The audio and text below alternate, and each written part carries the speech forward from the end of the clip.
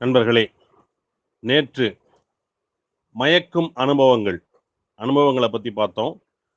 இன்று உள்மனம், வெளிமனம் அத நம்ம பார்க்க போறோம். நண்பர்களே, அனுபவம் என்பது நல்ல விஷயத்தையும் குடுக்கும், கெட்ட விஷயத்தையும் குடுக்கும்னு சொன்னோம். நல்ல விஷயம்ன்றது என்னன்னா, ஒரு அனுபவத்தின் மூலமாக நாம் கற்றுக்கொள்பவை. நம்ம இந்த அனுபவத்தின் மூலமாக, இந்த தப்பெல்லாம் பண்ணியிருக்கோம். அதனால இது சரியா நடக்கல. அப்ப அடுத்த முறை இப்படி செய்யக்கூடாது, இப்படி செய்யலாம்னு சொல்லி கற்றுக்கொள்வது அனுபவம்.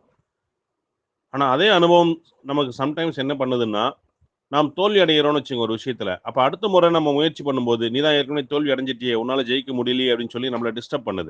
அப்ப அனுபவம் நேர்மறை எண்ணங்களையும் தருகிறது, எதிர்மறை எண்ணங்களையும் தருகிறது. அப்ப நாம அந்த எதிர்மறை எண்ணங்கள ஒதுக்கி வச்சுட்டு, நேர்மறை எண்ணங்கள எடுத்துக்கொள்ள முயற்சி பண்ண வேண்டும். அப்ப அந்த அனுபவத்தை சரியான முறையில நாம பயன்படுத்த வேண்டும். அதுக்கு நாம என்ன பண்ணணும்னா, அதுக்கு முன்னாடி நமக்கு சில விஷயம் தெரியணும். நண்பர்களே, சைக்கிள் ஓட்ட பழகுகிறோம். மொதல்ல நீங்க சைக்கிள் ஓட்டுறீங்கன்னு வச்சுக்கங்களேன்.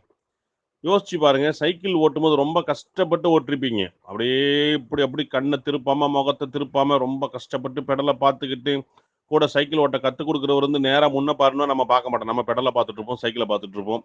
இப்படியெல்லாம் நம்ம சைக்கிள் ஓட்ட கற்றுக்கொள்கிறோம். அப்ப சப்போஸ் அந்த மாரி நீங்க ஓட்டிக்கிட்டு இருக்கும்போது, எங்கேயோ தூரத்துல எதிர்ல ஒரு ஆள் வந்தா உடனே நிறுத்திடுவீங்க. "சார் நான் ஓட்ட மாட்டேன்." "இல்ல, இல்ல எதிர்ல அங்க ஒருத்தர் ஆள் வராரு." எங்கேயோ யாரோ வந்துட்டு இருப்பார் ரொம்ப தொலைவுல.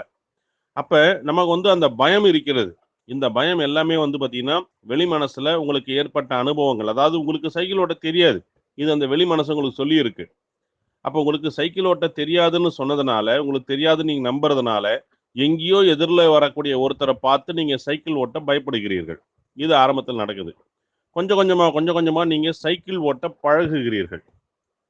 நல்லா நீங்க சைக்கிள் ஓட்ட பழகிட்டீங்க. இப்ப சைக்கிள நல்லா ஓட்ட ஆரம்பிச்சுட்டீங்க. இப்ப என்ன நடக்குதுன்னு பாருங்க. சம்டைம்ஸ் நீங்க சைக்கிள்ல போயிட்டுருப்பீங்க. உங்க கூட ஒருத்தர் உட்கார்ந்திருப்பார் பின்னாடி. அவர்கிட்ட பேசிக்கிட்டே போயிட்டுருப்பீங்க. அப்ப உங்களுடைய கான்சன்ட்ரேஷன் அவர்கிட்ட பேசுற விஷயத்துல இருக்கும்.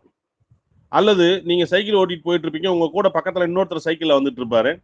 அவரோட பேசிக்கிட்டே போயிட்டுருப்பீங்க. அப்போ உங்க கான்சன்ட்ரேஷன் அவரோட பேசுறதுல இருக்கும்.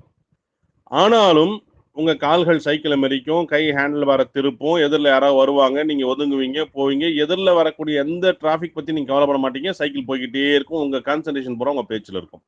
நண்பர்களே, அப்ப என்ன நடக்குது? அப்ப இது சைக்கிளுக்கு மட்டும் இல்ல. நீங்க பைக் ஓட்டுறவங்க, கார் ஓட்டுறவங்க எல்லாத்துக்குமே இது பொருந்தும்.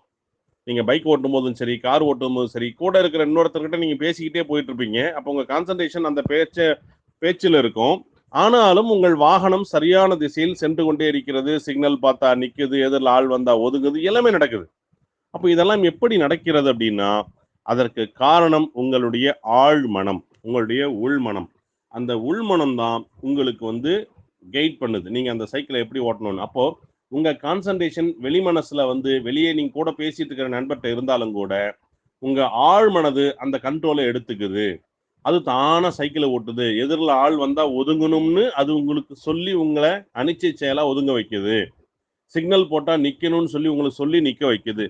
இந்த மாரி விஷயங்கள் எல்லாமே எங்கிருந்து செயல்படுத்தப்படுகிறதுன்னா, ஆழ் மனசுலருந்து செயல்படுத்தப்படுகிறது. அப்ப வெளி மனசு தனக்கு ஏற்கனவே கிடைச்ச அனுபவங்களை வைத்து ஒரு விஷயத்த முடிவு பண்ணுது. ஆழ் மனசு கற்றுக்கொண்ட விஷயங்கள வச்சு அத செயல்படுத்துகிறது. அப்போ இதுல ஆழ் மனசு முக்கிய பங்கு வகிக்கிறது. இது சைக்கிள் ஓட்டுறது, கார் ஓட்டுறது மட்டும் இல்ல. நீங்க செய்யக்கூடிய எல்லா வேலைகளுக்கும் பொருந்தும். உங்களுடைய எல்லா செயல்பாட்டுக்கும் பொருந்தும்.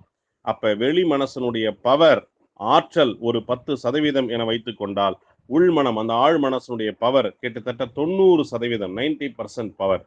அப்ப இந்த 90% ஆற்றலை அதிகரிப்பதன் மூலமாக நாம் நெறைய விஷயங்கள ஈஸியா சாதிக்க முடியும். நண்பர்களே, இதனுடைய தொடர்ச்சிய நம்ம நாளைக்கு பார்க்கலாம். வாழ்த்துக்கள். நன்றி.